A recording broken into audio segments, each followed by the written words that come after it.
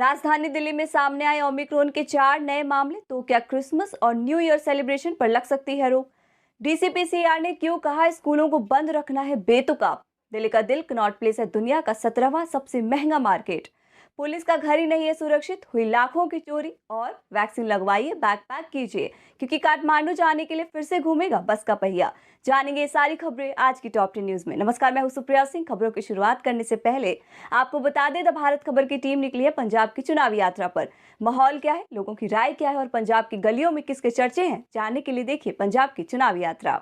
दिल्ली में कोरोना के नए वेरिएंट ओमिक्रॉन से संक्रमित मरीजों की संख्या बढ़ी, सामने आए 4 नए मामले। राष्ट्रीय राजधानी दिल्ली में भी कोरोना के नए वेरिएंट ने पैर पसारने शुरू कर दिए हैं। मंगलवार को राजधानी में 4 नए ओमिक्रॉन के मामले मिले हैं, जिसके बाद कुल मामलों की संख्या 6 हो गई है। दिल्ली के स्वास्थ्य मंत्री सत्येंद्र जैन ने ये जानकारी दी है। सत्येंद्र जैन ने कहा कि फिलहाल दिल्ली में 35 कोविड पॉजिटिव मरीजों का इलाज चल रहा है। 3 ओमिक्रॉन के संदिग्ध मामले एलएनजेपी अस्पताल में भर्ती हैं। 6 मामलों में से 1 मरीज को अस्पताल से छुट्टी दे दी गई है। वहीं दिल्ली में कोरोना के नए आंकड़ों की बात करें तो पिछले 24 घंटे में 48,000 से ज्यादा टेस्ट करने के बाद सामने आए 45 नए मामले। एक भी मरीज की मौत नहीं हुई। दिल्ली में कुल एक्टिव केसों की संख्या 407। इसके अलावा नए कोविड-19 वेरिएंट वाले मामले जिन राज्यों में पाए गए हैं उनमें महाराष्ट्र, गुजरात, राजस्थान, कर्नाटक, केरल और आंध्र प्रदेश और केंद्र शासित प्रदेश चंडीगढ़ और दिल्ली है। क्रिसमस और न्यू ईयर सेलिब्रेशन पर लग सकती है रोक। दिल्ली में कोरोना के नए वेरिएंट ओमिक्रॉन के मामले तेजी से बढ़ रहे हैं। इसी बीच दिल्ली के मुख्यमंत्री अरविंद केजरीवाल ने बड़ा ऐलान किया है। उन्होंने कहा कि अगर जरूरत पड़ी तो क्रिसमस और न्यू ईयर के कार्यक्रमों को लेकर दिल्ली में पाबंदियां लगाई जा सकती हैं। हालांकि उन्होंने ये भी साफ किया है कि फिलहाल ऐसी कोई जरूरत नजर नहीं आ रही है। सीएम ने कहा कि दिल्ली सरकार वायरस के ओमिक्रॉन वेरिएंट से निपटने के लिए पूरी तरह से तैयार है और इसको लेकर लगातार एक्सपर्ट से संपर्क बनाए हुए है। डीसीपीसीआर ने एयर क्वालिटी कमीशन को लिखी चिट्ठी। दिल्ली बाल अधिकार संरक्षण आयोग ने एयर क्वालिटी मैनेजमेंट कमीशन से जल्द स्कूलों को खोलने की मांग की है। डीसीपीसीआर के चेयरपर्सन अनुराग कुंडू ने एयर क्वालिटी मैनेजमेंट कमीशन के चेयरपर्सन डॉक्टर एम कुट्टी को सोमवार को पत्र लिखा कि हजारों पेरेंट्स स्कूल खोलने के लिए आयोग को पत्र लिख रहे हैं। आयोग ने कहा है कि स्कूलों के बंद होने से बच्चों का नुकसान हो रहा है। इसके साथ ही उन्होंने शिकागो यूनिवर्सिटी के एनर्जी पॉलिसी इंस्टीट्यूट की स्टडी का हवाला दिया, जिसमें कहा गया है कि दिल्ली के घरों के अंदर का प्रदूषण का स्तर चिंताजनक है। इस वजह से आउटडोर और इंडोर में प्रदूषण के स्तर में कोई खास अंतर नहीं है, इसलिए स्कूलों को बंद रखने का कोई फायदा नहीं है। उन्होंने कहा कि स्कूलों को बंद रखने के दौरान बच्चों के सीखने में काफी नुकसान हुआ है, जिससे देश की अर्थव्यवस्था और मानव विकास में लंबे समय में नकारात्मक पहलू सामने नजर आएंगे। राजधानी दिल्ली में आज से नर्सरी में दाखिले की प्रक्रिया होगी शुरू। दिल्ली के करीब 1800 निजी स्कूलों में नर्सरी में दाखिले की दौड़ शुरू हो गई है। दिल्ली शिक्षा निदेशालय ने निजी स्कूलों में नर्सरी एडमिशन 2022-23 का शेड्यूल जारी कर दिया है। एडमिशन के लिए फॉर्म स्कूलों में 15 दिसंबर यानी बुधवार से मिलने लगेंगे। एडमिशन के लिए 6 साल से कम उम्र के बच्चे ही योग्य होंगे। फॉर्म जमा करने की अंतिम तारीख 7 जनवरी 2022 है। एडमिशन के लिए स्टूडेंट्स की पहली लिस्ट 4 फरवरी 2022 को जारी की जाएगी। दिल्ली का कनॉट प्लेस है दुनिया का 17वां सबसे महंगा मार्केट। राष्ट्रीय राजधानी का कनॉट प्लेस इलाका इस साल दुनिया के सबसे महंगे कार्यालय बाजार में 17वें स्थान पर पहुंच गया है।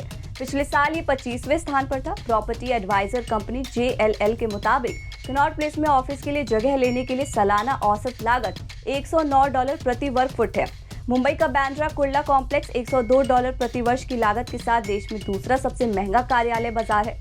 वहीं न्यूयॉर्क मिडटाउन और हांगकांग सेंट्रल संयुक्त रूप से दुनिया के सबसे महंगे कार्यालय बाजार हैं।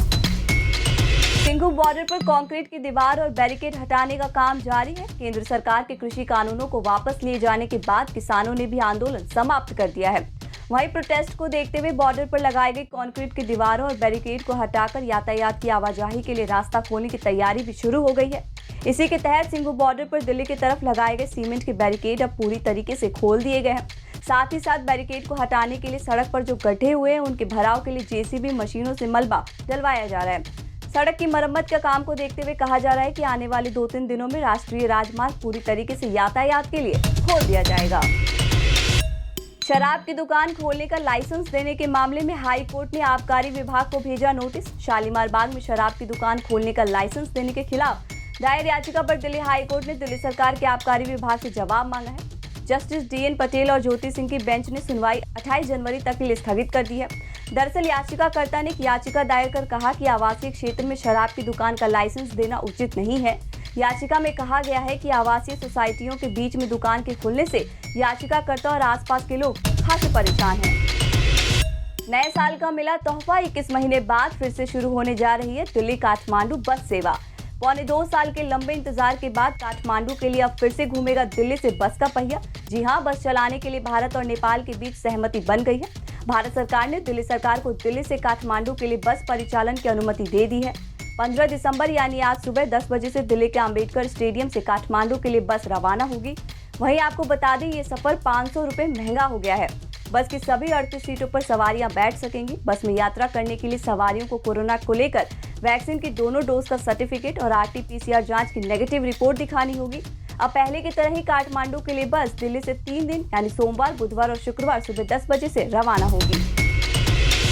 पुलिस कॉलोनी में 2 सब इंस्पेक्टरों के घर में हुई लाखों की चोरी मामले में अब तक चोरों का कोई सुराग नहीं मिल पाया है। सरिता विहार स्थित पुलिस कॉलोनी में 2 सब इंस्पेक्टरों के घरों में हुई चोरी के मामले में अब तक बदमाशों की पहचान नहीं हो पाई है।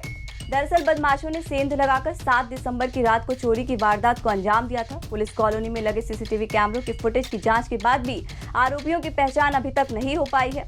ऐसे में पुलिस की जांच पर सवाल खड़े हो रहे हैं, क्योंकि पुलिस कॉलोनी जिला पुलिस उपायुक्त कार्यालय में ही बनी हुई है और यहाँ हर समय पुलिसकर्मी तैनात रहते हैं। दिल्ली की हवा में कोई सुधार नहीं, आज भी AQI 328, ठंड ने तोड़ा 6 साल का रिकॉर्ड। दिल्ली NCR की हवा जहरीली बनी हुई है। दिल्ली में औसत एयर क्वालिटी इंडेक्स 328 यानी कि खराब श्रेणी में ही दर्ज की गई है। जहां एक तरफ प्रदूषण की मार से लोग दुखी हैं, वहीं दूसरी ओर अब सर्दी ने अब दिल्ली में अपना असली रूप दिखाना शुरू कर दिया है। राजधानी में पिछले 2 दिन से तापमान 6 डिग्री रहने से दिल्ली में पिछले 6 सालों से ठंड का रिकॉर्ड टूट गया है। आपको बता दें कि दिसंबर के शुरुआती 15 दिन इससे पहले इतने ठंडे साल 2015 में हुए थे। आप देख रहे थे दिल्ली की 10 बड़ी खबरें। हमारी बाकी खबरों के अपडेट्स पाने के लिए चैनल को सब्सक्राइब कर लीजिए। नमस्कार।